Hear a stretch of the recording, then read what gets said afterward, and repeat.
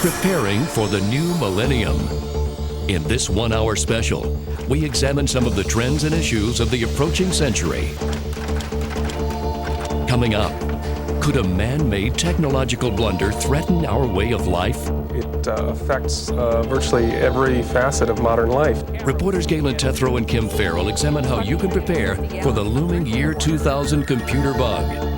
Imagine a day when you could pay for everything imaginable with digital cash stored in your fingertips. Human beings would actually become increasingly electronic. ID confirmed. Sounds impossible? Think again. We'll uncover new trends that are no longer just science fiction. From the cradle of Christianity, the struggle to find lasting peace. Reporter Chris Mitchell details new threats against the Holy Land.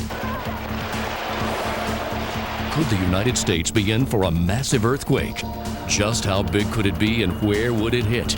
Reporter Christine Vick reveals how you can prepare for the so-called big one. And finally, Pat Robertson offers his insights and perspective on the approaching new millennium. The greatest challenge is to take the gospel around the world with all speed, because how much time we've got is anybody's guess. These reports and much more on this special edition of CBN News. Welcome to this CBN News special program called Preparing for the New Millennium. I'm Lee Webb, and for the next hour, we'll bring you several reports on topics that could have a potential impact on you and your household. We begin with a crisis that could affect virtually every human being in the world in some shape or form in the new millennium. Some have called it the world's most important extermination job, eliminating the year 2000 computer bug. One top economist warns this computer crisis could bring a deep recession to the entire world. And other experts are concerned about severe problems with power, heat, and water here in the United States. First, a brief explanation. This crisis is often called Y2K. Here's what that means. Y is short for year. 2, of course, means 2, and K is the scientific symbol for 1,000. So Y2K is simply short for year 2000. But what is the basis of the problem? And why are experts so worried? Reporter Galen Tethrow explains. It's been called the world's most important extermination job, eliminating the year 2000 computer bug. It's just an extremely serious and extremely dangerous situation. The dangerous situation is a simple problem, but it's nearly everywhere. When the computer era began, computer memory was very expensive. So to save money, computer programmers used only 2 digits to identify a year, like 97, 98, and so on. But the problem is that when the year 1999 turns to 2000, many computers and computer chips around the world will think it's 1900, not 2000. Because of this, many computers will behave unpredictably, malfunction, or simply crash. It affects virtually every facet of modern life. So wherever you look, whether we're talking in terms of banking or transportation, communications, trade, just all kinds of dimensions, you can point to year 2000 consequences, because underlying all of these various facets of modern life are computers and software. Corey Hamasaki, a computer software engineer for nearly 30 years, has witnessed most of this information revolution. He's an expert on large mainframe computers, the ones that still run much of our civilization. My assessment is that the work is not being done. And the consequence of that is that the systems will fail and the essentials won't be available sometime after the year 2000. Added to the software problem is the risk of embedded computer chips. There's an estimated 25 to 40 billion of these in the world, running everything from supertankers to traffic lights. And they're used in machines throughout factories, the phone system, utilities like power, water, and gas. They're virtually everywhere. Some estimate 1 to 10% of these embedded chips will fail. And that could cause those factories, phone systems, and so on to fail. What compounds the impact of the year 2000 computer problem is the interdependency of our economy. one part affects another. For example, we all depend on electricity from power plants. The power plants depend on the railroads. The railroads depend on telecommunications. Telecommunications depend on power plants. If one or more parts fail, they're like technological dominoes rippling throughout the economy. In the year 2000, every sector could suffer simultaneously. The auto industry is another example of interdependency and the year 2000 problem. The big three car makers are working hard to fix their computers and computer chips, but they depend on many suppliers. General Motors alone has 100,000 suppliers worldwide. If one supplier fails to be ready for the year 2000, it could shut down the entire assembly line. Stephen Davis sees the interdependency issue for local governments.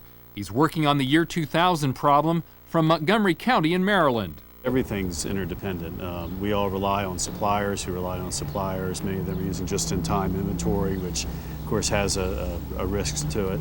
But everybody depends on power. Everybody depends on public transportation to get people to and from work.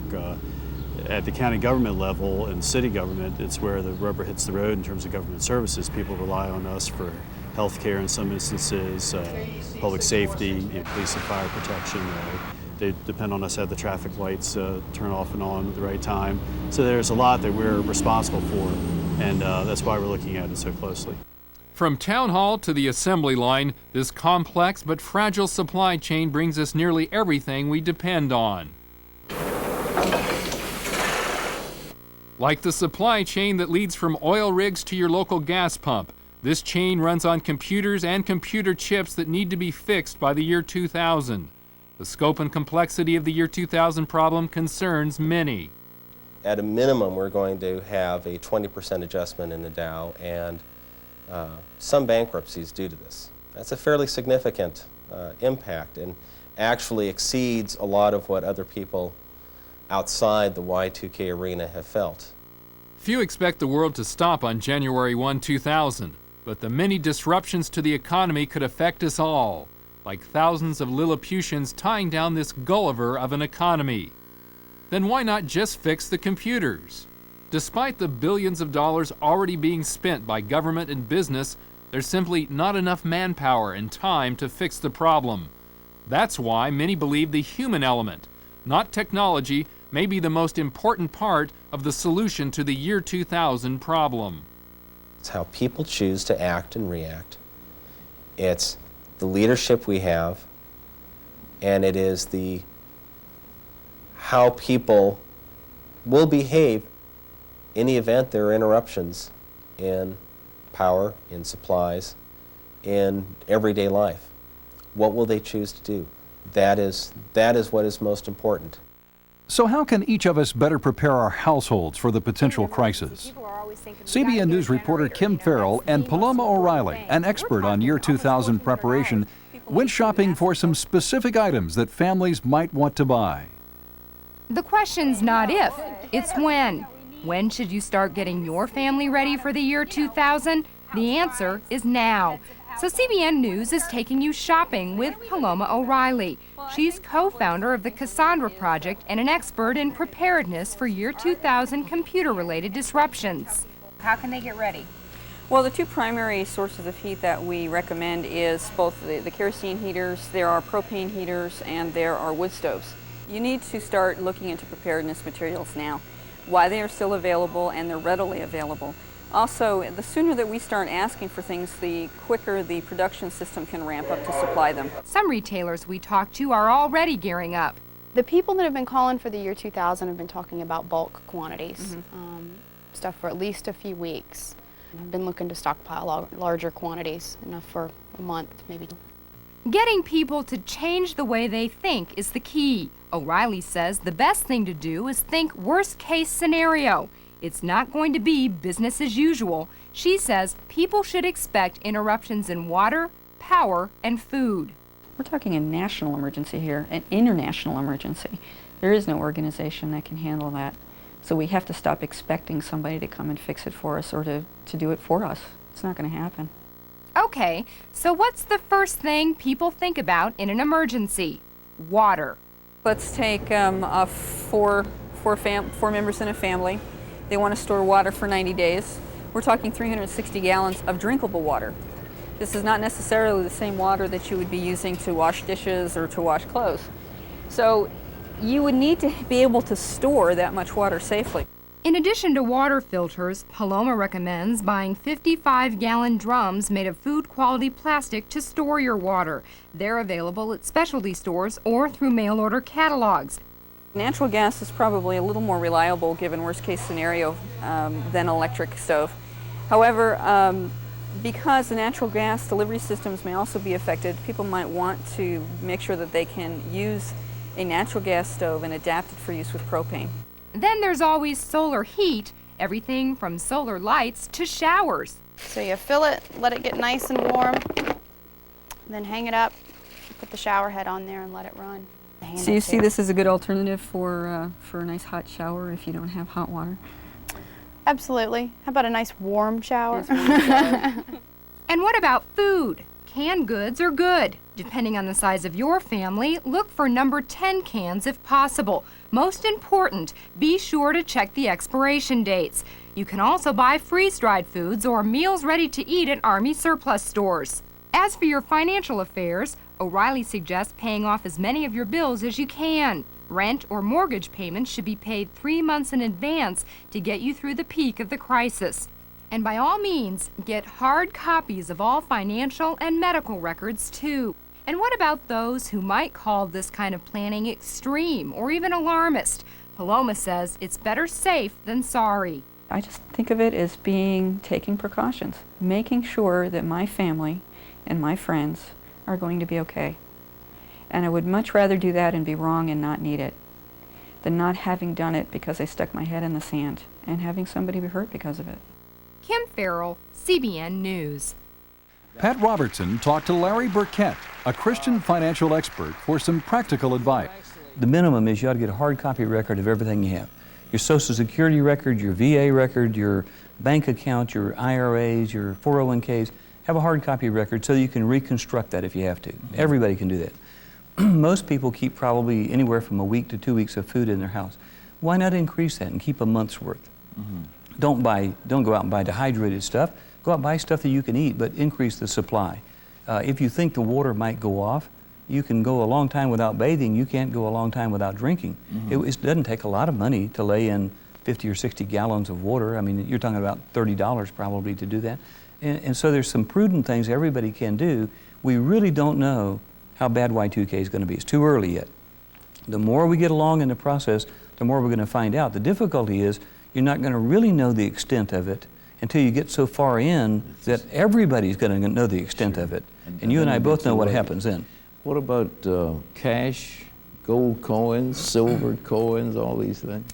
Again, I'm trying to deal with the practical side. Some people have the resources to store up whatever they need. Gold, silver, coins, gems, whatever. But most people don't do that. So I'd say the prudent thing is, if you think there's a possibility that your bank wouldn't be open the day after New Year's, and maybe that it would have, the government would declare a holiday to get the banks to be sure they are compliant for a couple of 3 weeks, what you ought to have is a minimum of a month's supply of money on hand. You ought to have some small cash. amount. Exactly yeah, right. yeah. To be able to buy gas, to be able to buy some food, you just need to be a little bit. I don't think we need to go radical at this point, but I think Christians need to be aware there's a problem. The real key to this whole thing is what you're doing today, I believe.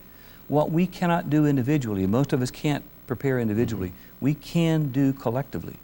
A church can do what individuals cannot do. What we need to do is get the pastors on board, convince them this thing is real, and get the churches preparing to meet the need. But how are churches responding in case hard times do come? Many believe Y2K presents a great challenge and opportunity to the church. One church in northern Michigan hopes to use Y2K as a time to both prepare its congregation and serve its community. Here is Chris Mitchell with that story. Rejoice, be glad, rejoice, oh my soul. Harbor Springs Community Chapel is located in Harbor Springs, Michigan. Its pastor, Bill Mendel, first heard of Y2K a year and a half ago. One of our men who works in computers came in, sat down, and started sharing with me about the problem that was really coming our way, and were we going to be ready for it. After more research, Pastor Mendel realized Y2K posed a significant challenge to the church. He says earlier this year, God gave them more specific direction on how to prepare. Some church members began planning for Y2K, but they believe they need to be ready for any natural disaster, not just Y2K. If a tornado, earthquake, or other natural disaster hits their community, they want to be ready to serve. Preparations are underway for next year's expected crisis, like cutting extra wood for fuel. Going into next January 1st, 2000, we desire to have 150, 200 face cord that's all ready going into that time so that we can be, again, a source to the people that are in need in the community. This is our food pantry. This is where we distribute food twice a week to people in our community that are in need. And for Y2K, this will probably be the area where we will distribute the beans or wheat or rice or bread or whatever we have available to them. Pastor Bill, what do we have here? We have around 20,000 pounds of wheat that we've brought in to distribute to people that they can store it away in case the Y2K thing lasts longer than we think, that we're going to have some food stored up for more than 2 months, 3 months, 4 months. Many in the church leadership believe these preparations are a combination of prudent actions, a demonstration of love to the community, and simple obedience.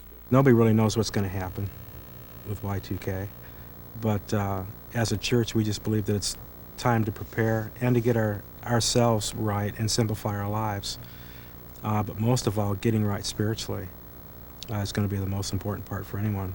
I believe it's important to be able to be resourceful. And all it is just you're thinking ahead. But what if Y2K turns out to be less severe than expected? Nothing the church is storing today would be lost tomorrow. They'd simply give it away. They believe to prepare and be wrong wouldn't be a problem. Not to prepare and be wrong could be a disaster.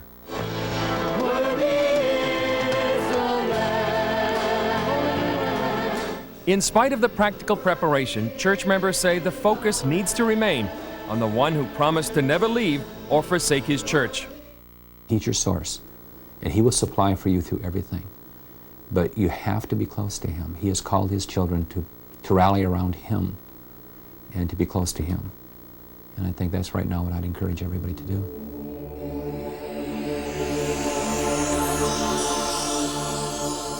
If you're part of the baby boomer generation or older, you probably remember those old cash registers. You know, the ones with the numbered keys on top and the hand crank on the side that open the cash drawer? Those are antiques today. Now the products we buy are simply passed over a scanner and the price automatically entered. Technology is progressing, though, at a staggering pace. There's even a new form of identification called biometrics that will make driver's licenses and other IDs obsolete. What do we make of this new technology? Here's Chris Mitchell. ID confirmed. Bond, James Bond, passes through a maze of personal security systems in this current futuristic commercial. The systems scrutinize different parts of his body, hand, voice, and eyes. ID confirmed. The technology in the James Bond commercial looks futuristic, but the science of using parts of the body to identify someone is becoming more and more a part of daily life in the 1990s. It's a science called biometrics.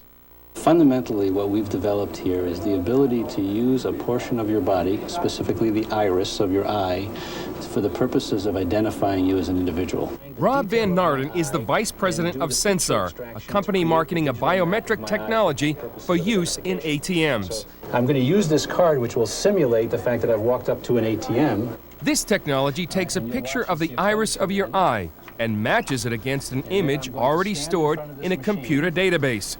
When they match, you're allowed access. Sure enough, if you look at the screen here, it's identified me within less than 2 seconds. Biometric technology works with different parts of the body: eye, hand, fingerprints, face, or even the voice. The technology is driven by the need for greater levels of security. In security terms, people talk about 3 levels, 3 tiers of security. There's something that you know, which is something like a PIN number, something which you have, which is something like a smart card, and something which you are, which is a biometric. And it's really only a biometric that can conclusively prove that you are who you say you are. Biometric technology works by digitizing images of the body and creating the equivalent of a human barcode. Lower prices and user-friendly technology are opening the door for biometrics to reach a global mass market. Forms of biometrics are already in use or in pilot programs in England, Spain, Colombia, Brazil, the Czech Republic, Australia, and Russia. Touch all the pins. Here in the U.S., the University of Georgia uses hand geometry to verify student identities using the cafeteria. The Immigration and Naturalization Service uses the same technology to speed access to frequent travelers to the U.S. In LaPorte, Indiana, a hospital is now using for the first time in the U.S. fingerprints to access medical records. Biometric technology will likely find a whole range of applications in the digital age. The advantages are greater security and service, but some critics warn biometrics will pose a big challenge to privacy rights. What happens with biometrics is you're creating a perfect identifier for somebody, and that interferes greatly with people's fundamental rights to privacy. Despite the warnings, it's possible the universal ID card of the future may be the human body. Some predictions are that this new technology could become more widely used before the next millennium. Now, earlier I talked about those old cash registers with a handle on the side. Well, imagine a day when you could pay for your groceries with digital cash stored in your fingertips. Computer chip implants could also be part of the next millennium. Once again, here's Chris Mitchell.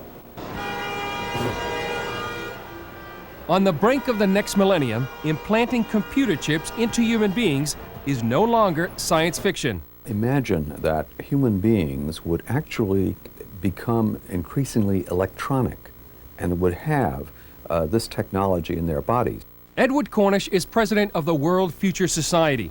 He believes computer chip implants could be a likely possibility in the 21st century, and recently predicted this as one of his top future trends.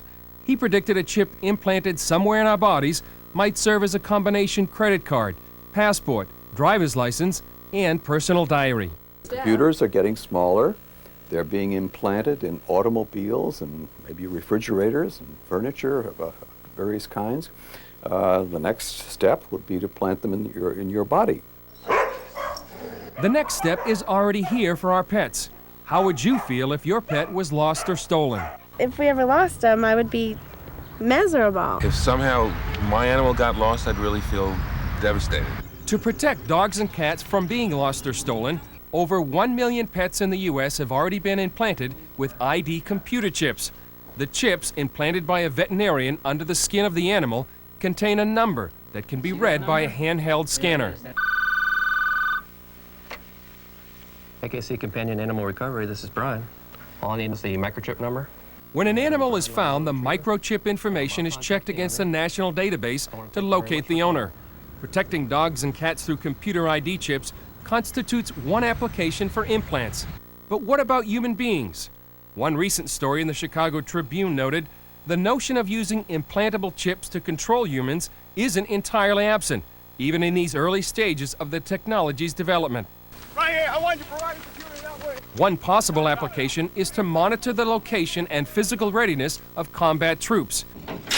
Another potential use for implants is to monitor paroled criminals, like sex offenders, so they could be tracked and identified. Still, another possible application would be to know the whereabouts of children in case they get lost or abducted. Other possible uses are medical. One implant being researched would monitor and release a regular dose of insulin for diabetes patients, thus eliminating the need for shots. Another possible use is financial. Smart card technology puts digital money in a computer chip on a plastic card. But one major concern for smart cards is what to do if they're lost or stolen. One expert in digital money told CBN News concern for security could one day lead to implants. When are implants likely? One possible scenario comes from Neil Gershenfeld at MIT's Media Lab. 10 years from now, we will all be wearing computers, he writes. 20 years from now, we will implant the computing devices we want into our bodies.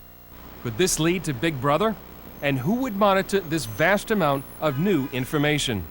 The promise of this new technology may be overshadowed by its perils. When the technological barriers break down to allow implants in humans, there remain huge legal, social, and ethical concerns that will need to be addressed by America as it looks over the horizon to the next millennium. Chris Mitchell, CBN News.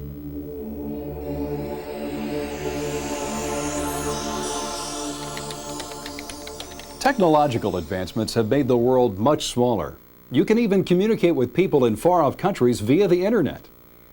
What happens in one part of the world can have a profound effect elsewhere. A recent case in point, the economic crisis in Asia. We have two reports. The first from David Snyder on the potential impact here in the United States, and Gary Lane from Thailand. Economists call it the Asian contagion. It's the spreading catastrophe that ravages national economies, consuming banking systems, toppling governments, and throwing millions out of work. Like some Hollywood monster that can't be stopped, the Asian economic crisis is relentlessly spreading around the world. It all goes back to July 2nd, 1997, when Thailand's currency collapsed. From there it spread, and by the fall, stock markets throughout the region collapsed. And as the markets collapsed, so did economies. The crisis brought an end to the long period of growth for the so-called Asian tigers. And the crisis exposed bad bank loans, faulty real estate speculation, and political corruption that had rotted the economic structures of countries like Thailand, Indonesia, Singapore, Malaysia, and South Korea. So although the rest of the economy was robust, sophisticated, the banking systems were very backwards, characterized by all kinds of bad lending practices, weak prudential supervision on the part of the government authorities. The economic mayhem toppled almost every government in the region, including the most stable democracy, Japan, which had already suffered through economic weakness since 1990. Now, analysts say Japan, the world's second largest economy, is one of the keys to rebuilding the region. We've got a chance to turn that situation in Asia around before it gets any worse, and we need it. America needs a strong, growing, stable economy in Asia. But Japan has its own problems. Instead of getting better, its economy is getting worse. It's now officially in recession. Very likely Japanese stock prices will weaken, which will attract a huge flow of foreign money into Japan, which Japan so desperately needs. And that will begin to be the rebuilding process. If new Prime Minister Keizo Obuchi can really implement dramatic reform measures, particularly to clean up bad debts and strengthen the yen, the land of the rising sun might herald a new dawn for the Asian tigers. But if things keep going wrong for Japan, it may hinder any recovery in Asia. As the Japanese economy slows down, there's a lot of concern among economists that this is going to have a second round of contagion effect throughout Asia, because Japan has been a very, very important source of liquidity, of capital for the banking sectors. Another key nation is China. Despite continued economic growth, the communist government might have to devalue its currency in order to compete with its neighbors. If China were to devalue its currency, that could send the rest of the region into turmoil, as there was a wave of what we call competitive devaluations. And there could be essentially a second round of the crisis. Competitive devaluations would mean that different Asian countries would cut the prices of their exports, starting a price war of cheaper and cheaper products. As if the economic crisis wasn't serious enough, there are also potentially dangerous military implications. Indonesia, for instance, is so concerned with internal turmoil that the flow of oil through its waters has been jeopardized. As the attention of the army is diverted to other matters, and as people grow more desperate, pirates are starting to seize ships in the Indonesian straits. They will seize a ship, repaint it at sea, and then simply sail it into some other harbor somewhere and offload the cargo. While experts say America is just too economically stable to completely drown in the same whirlpool of financial turmoil that engulfed East Asia, the implications are mixed for American consumers. A glut of imports has translated into lower prices, which reduce the inflation pressures in America's booming economy. And those Asian investors who are still liquid look at the U.S. as a safe haven to protect their interests. But certain sectors of the American economy have suffered. Timber companies, electronics manufacturers, and airplane builders have had to close American factories and lay off thousands of workers. For some, the turmoil offers unique opportunities. To recover, analysts say the nations of East Asia must institute systemic reforms and end corruption. That includes open markets for American investors to invest in countries previously closed to foreigners. The tedious task of repairing the economies of Indonesia and its neighbors will take time. There are many who believe that, even though there are no easy solutions, that a financial phoenix could eventually arise from the ashes of what used to be known as the Tigers of East Asia. David Snyder, CBN News. I'm in Mae Sot, Thailand. This is a village in western Thailand, not far from the Burma border. People here make their living through trade between the Burmese and the Thais. It's been very prosperous over the years, but no people have been as hard hit by this economic downturn in Asia than the Thais. How's business? My future is no good and economy is no good in Thailand. I don't have enough money to pay my bills. I get it day by day to survive my life.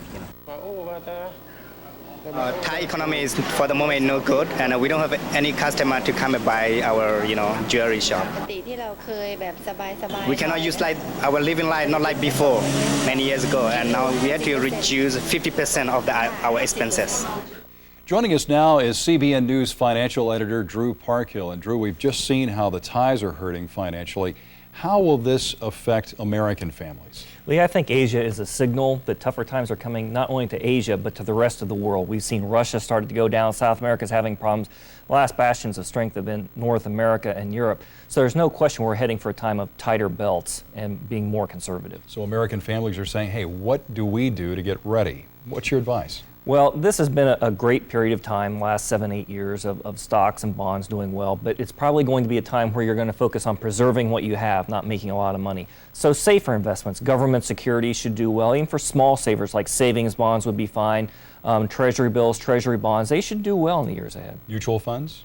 Mutual funds, be careful, be careful. A mutual fund is only as good as what it's invested in. Something that sticks with government securities. You want to be safe during an uncertain period, which is probably what we're headed into for a while. So in terms of mutual funds, it's not just a matter of putting it into an account and then not paying attention to it. You have to stay on top of it, is that right? That is absolutely right. You have to think. You just can't throw money at it for the next several years. It's going to be a time to be more cautious. The economy will pick up again, after the turn of the century as things even out. There's no question about that. But this will be a time to be safer and to watch your money closely. Great advice. Drew, thanks a lot.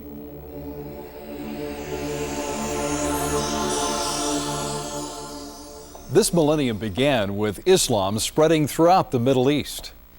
As we approach the new millennium, the Middle East is still the focus of world attention, with all eyes on Israel. As the search for peace in the Middle East continues, rumors of war are ever present. Chris Mitchell reports from Jerusalem.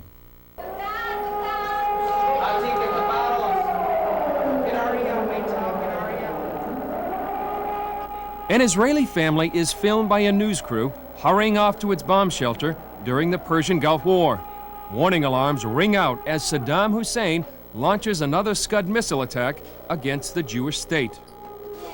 Okay, put your masks on.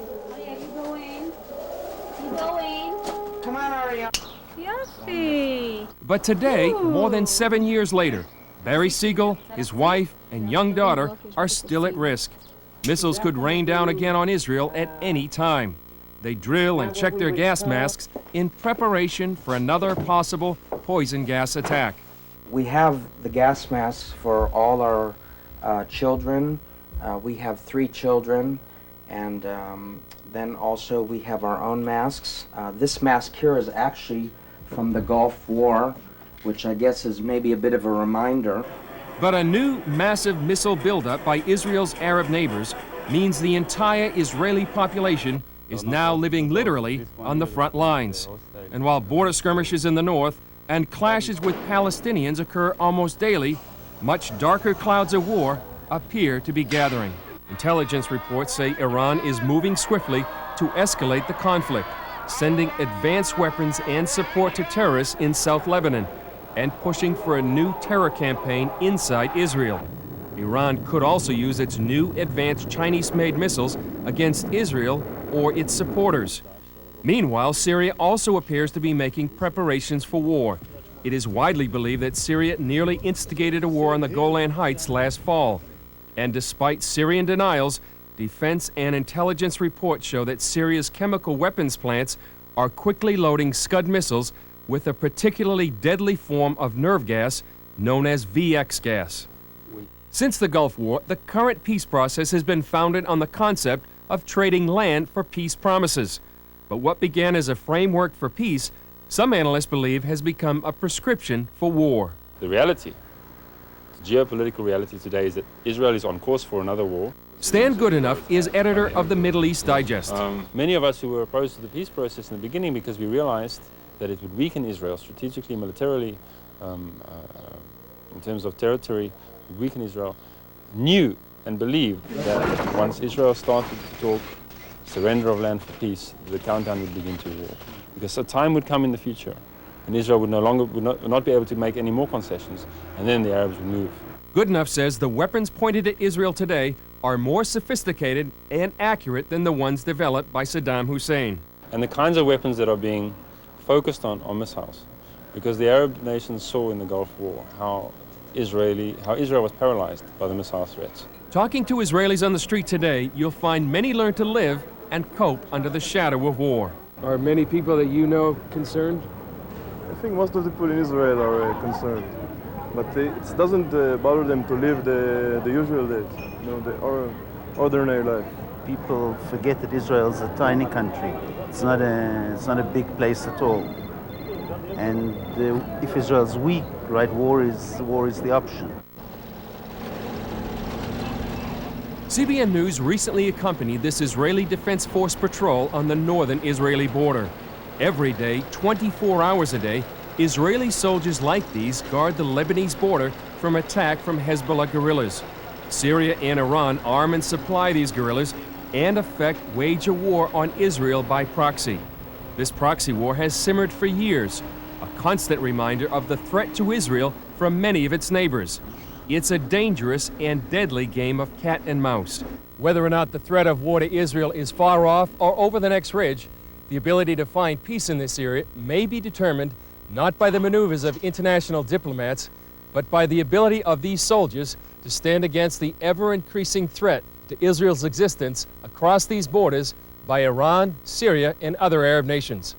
Chris Mitchell, CBN News on the northern Israeli border. Of equal threat is the use of chemical or biological weapons, known as the poor man's nuclear bomb. North Korea may possess the ability to manufacture these poisonous cocktails. We have obtained new evidence of North Korea's chemical weapons program. Stan Jeter reports from one of the most dangerous borders in the world. South Korean tourists peer across the border into the most isolated country in the world. Others come to pray for their relatives in the north. South Koreans still have great affection for the north. They view the two nations as one people, even if North Korea remains their mortal enemy. Highways in the mountain passes like this one north of Seoul are likely North Korean invasion routes, and South Korea knows it. The roads are surrounded by barbed wire and minefields. Those billboards up ahead conceal barricades called rock drops. In an invasion, explosive charges will cause the rock barricades to fall and block the highway, in the hope of bottling up North Korean forces before they make it to Seoul. This is the community of Ilsan, a rapidly growing suburb north of Seoul, only about 5 or 6 years old, and only 15 miles or so from the North Korea border. Disaster drills like this one are a regular occurrence in Seoul. The capital is so close to the border, military experts expect it to be heavily damaged or destroyed in any future war with the North. North Koreans may be starving, but the North Korean military remains on a war footing and continues to develop weapons of mass destruction that could one day threaten even the United States mainland. Exclusive satellite imagery obtained by CBN News shows a North Korean chemical weapons production facility in Sakchu near the Chinese border. The facility is believed to load chemical agents into military ordnance, possibly even missile warheads. And this multispectral imagery shows something else: extensive environmental damage around the plant. Multispectral imagery, which is especially sensitive to plant health, shows healthy vegetation in a rich red hue. But the pink area is vegetation surrounding the factory that is sick or dead, indicating the North Koreans are releasing dangerous chemicals into the environment instead of neutralizing and safely disposing of them. Would North Korea use such weapons against the South or against the United States? One of the foremost experts on North Korea, Scott Snyder at the U.S. Institute of Peace, says probably only as a last act of desperation. The primary goal of this regime at this point in time is to survive. and I think that it has been made clear by the United States and South Korea that the use of weapons of mass destruction would, in a military context, would result in the end of North Korea. But North Korea continues its slow collapse, and there is fear that when North Korea's leaders see no more options, they will choose to fight and die rather than give up power. Last year, CBN News showed how North Korea may intend to bring the next Korean War to the United States mainland.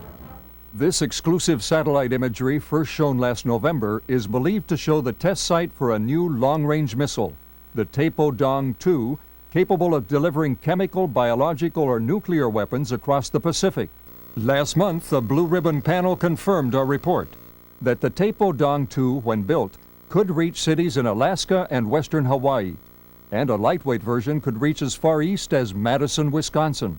It's not known how far along North Korea is in developing the Taepodong-2. Defectors from North Korea say that most of the population remains brainwashed by government propaganda. They believe the United States and South Korea are responsible for the famine. Lee Sung-ik was a North Korean soldier who defected to the South and is today a born-again Christian. Lee says, even when we saw people starving, we didn't blame our own government. We blamed the U.S. and South Korea for isolating us. It made us think we needed to fight a war quickly against the capitalist world. We did not mind dying. And that North Korean mindset is what makes the rest of the world so nervous. Stan Jeter, CBN News. Joining me now is CBN International Editor John Waggy. And John, you seem to think that Israel will continue to be the focus of worldwide attention as we face the new millennium. Why is that?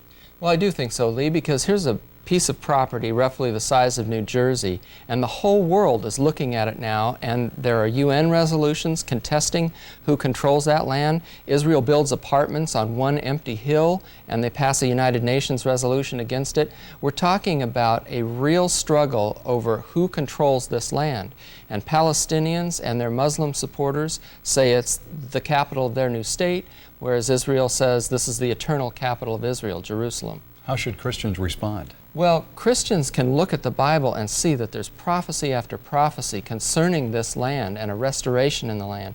And more than that, I think in this time of secular humanism, where man has been in control of things, I think we're going to find out in the days ahead that God is the judge of nations and the Lord has an interest in what is going on in human history. And I think that Christians are commanded to pray for the peace of Jerusalem. John, thank you for your input.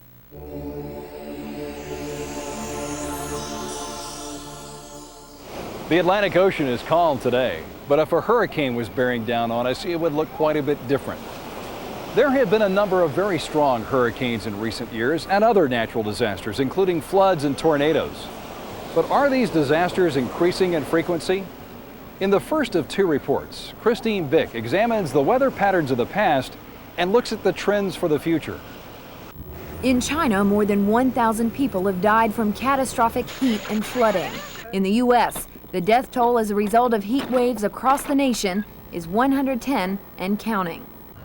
If this year alone is any indication, meteorologists say natural disasters are hitting the world harder and harder.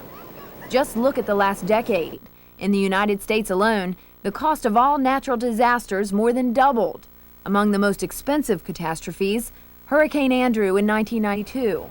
It pummeled Homestead, Florida, causing $30 billion in damages.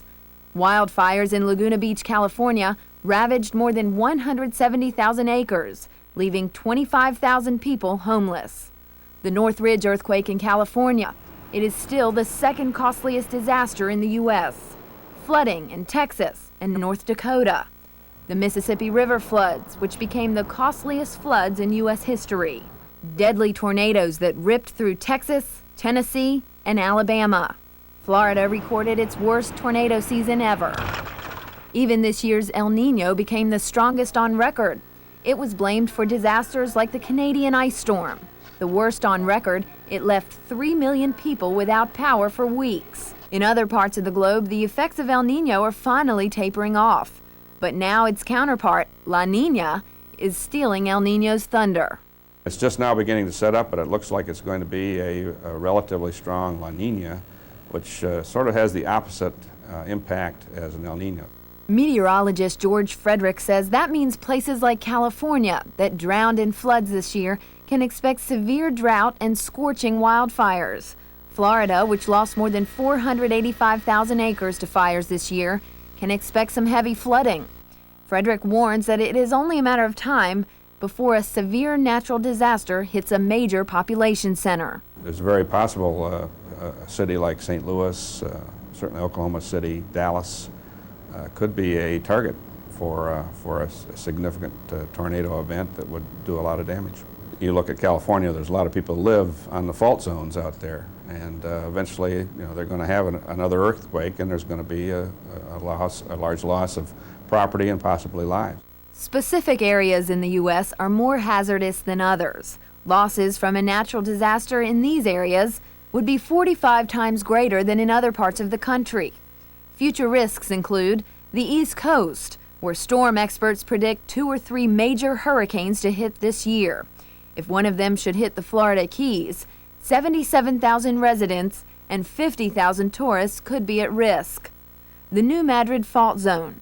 Geologists say there is a 90% chance of a 6 to 7 magnitude quake here in the next 50 years.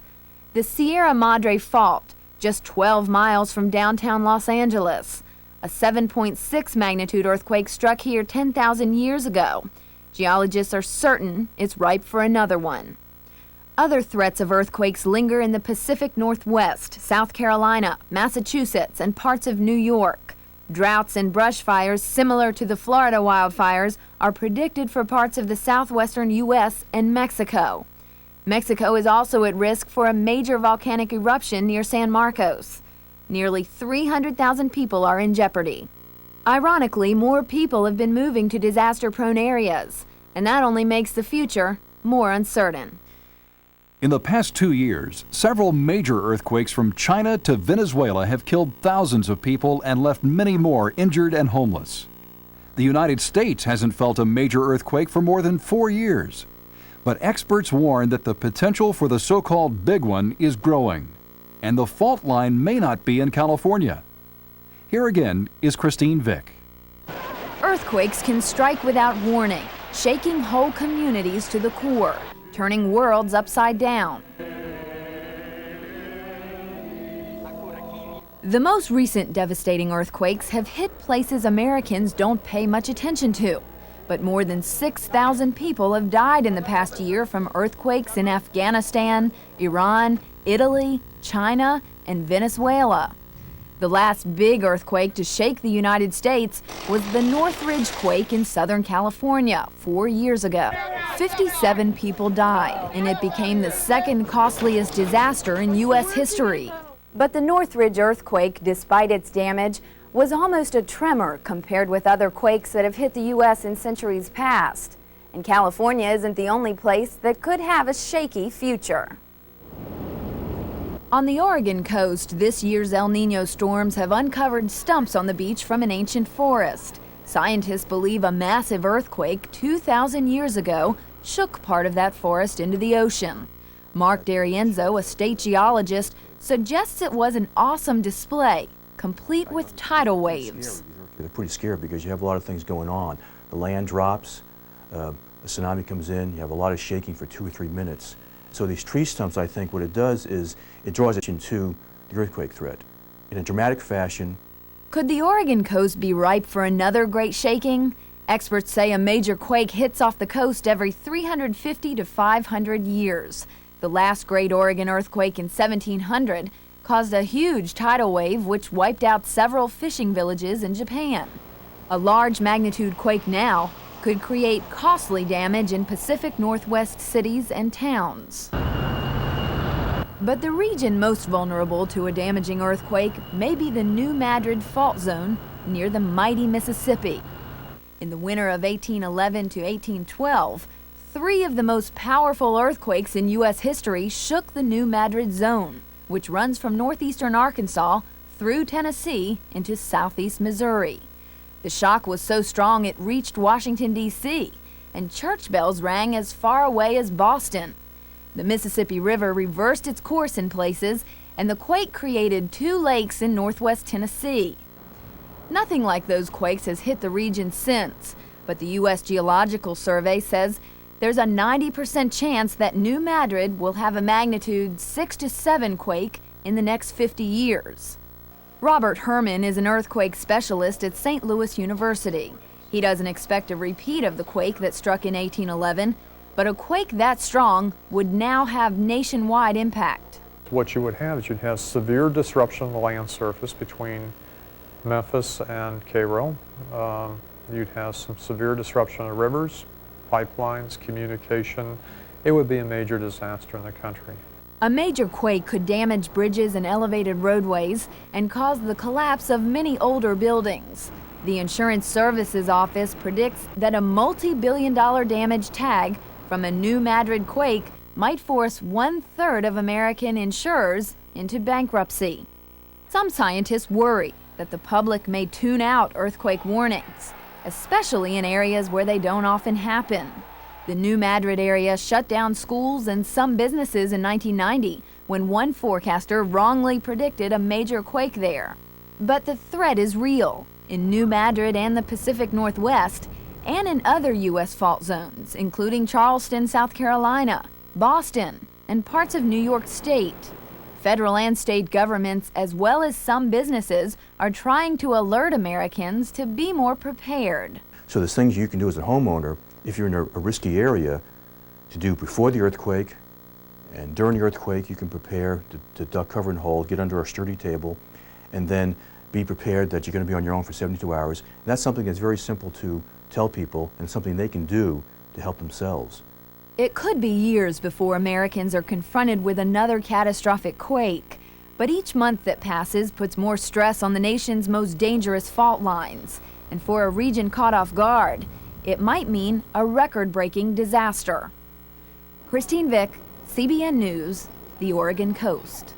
The Federal Emergency Management Agency has published safety guidelines for people in earthquake-prone areas. Among them, secure your water heater to the walls and floor. Make sure family members know where to turn off gas and electricity. Store enough food and water for at least 72 hours. And during a quake, if you're caught indoors, get under a desk or table and stay there.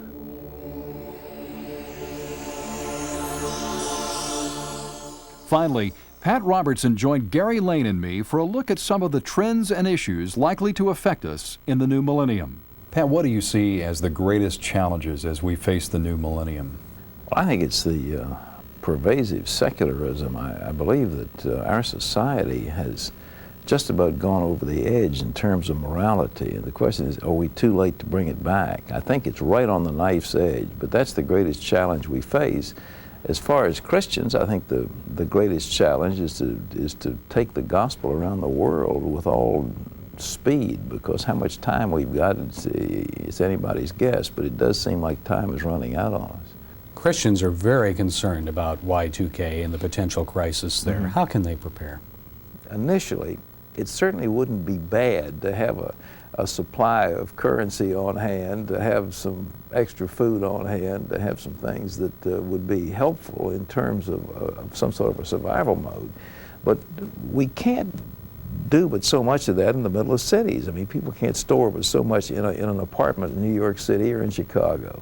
So I think the Christian community must be prepared to help one another. There has to be a drawing together of Christians to say, if indeed a crisis develops, we will have some stores, we will have some resources so that we can help one another in a time of crisis. It probably won't be long. The glitches in the system can be worked out maybe over 2 or 3 months or something like that, but those 2 or 3 months can be very, very painful, and that's the time that if we come together, we can ease the pain of those who are experiencing it.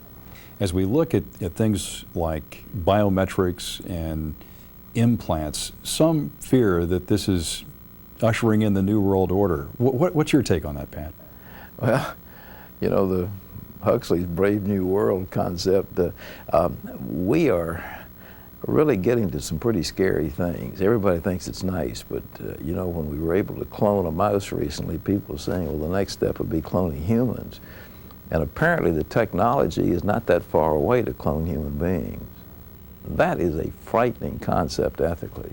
We're getting close to the edge of what God might want to say is all He's going to allow. I don't know at what time we're going to cross the boundaries, but we're getting very close, it seems like to me, to infringing on the rights of the Creator and doing some things that are sufficiently dangerous that it could lead to problems. But I don't think the world has faced the ethics of what we have. In this CBN News special, we looked at North Korea and, of course, Iran and the Middle East. And nuclear proliferation, as we come to the end of this millennium, is probably unparalleled in the history of man. Where do you see the greatest potential for conflict? You're looking at a cauldron of trouble. Any one of those could launch an attack. My worry is less to an ICBM coming at us from some rogue state as it is a suitcase bomb being carried into the United States in some city. As a matter of fact, there's a real possibility that some of these have already been brought into America and in hiding right now and could be activated by terrorist groups, either overseas terrorists or domestic terrorists. I think that is our greatest threat. We've seen El Nino, droughts, torrential rains, typhoons, flooding, earthquakes. What's happening to the earth? Well, you know, the Bible says that the earth is going to be gripped like with birth pains similar to a woman in labor. I honestly, with all my heart, believe that we're getting very close to the end of this age. I think that the trigger point was 1967. Jesus said, Jerusalem shall be trodden underfoot of the Gentiles until the times of the Gentiles be fulfilled. Well, in 1967, for the first time in almost 2,500 years, the Jews took over Jerusalem. First time Israel had been in charge of Jerusalem. From that moment on, a clock, in my opinion, began to tick, which signaled the end of Gentile power and also the end of the revelation of God to the Gentile people. God Himself is getting ready to put this earth into the birth pangs of a new order, a new millennium, His second coming. Technological advances, wars, rumors of wars, natural disasters. It's not a pretty picture out there, but I know that you believe that we as Christians have reason for great hope, don't we? Well, yeah, I sure do. We have threshing machines, if you will. CBN is one of them, out in the middle of the harvest field, bringing an enormous harvest of souls into His kingdom, not into our kingdom, into His kingdom. Why would God blow the world up? Why would He blow up the economy in that circumstance? And I don't think He's going to yet. I think we've got a little more time, but I think we are, to use the phrase of Hollywood, we're on borrowed time. I just don't know how long it's going to be, but I think God is going to allow the economy to continue. I think He's going to bless Christians. He's going to prosper His people so that they'll have enough funds and enough resources to continue the job that has to be done before the end comes. It has been our privilege to bring you this CBN News special. You know, there are plenty of reasons to be concerned as we look over the horizon to the new millennium. But as Pat mentioned, there is no need to fear. The Apostle Paul wrote to the Colossians, Christ is before all things, and in Him all things hold together. He is, after all, a sovereign God. On behalf of all those who helped prepare this program, we thank you for watching. I'm Lee Webb.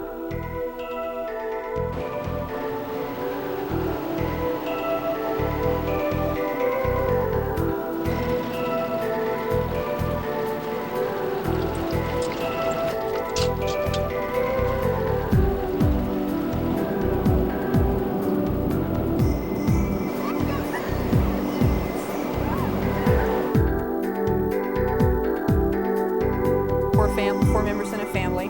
They want to store water for 90 days. We're talking 360 gallons of drinkable water. When we think about every year we need to give away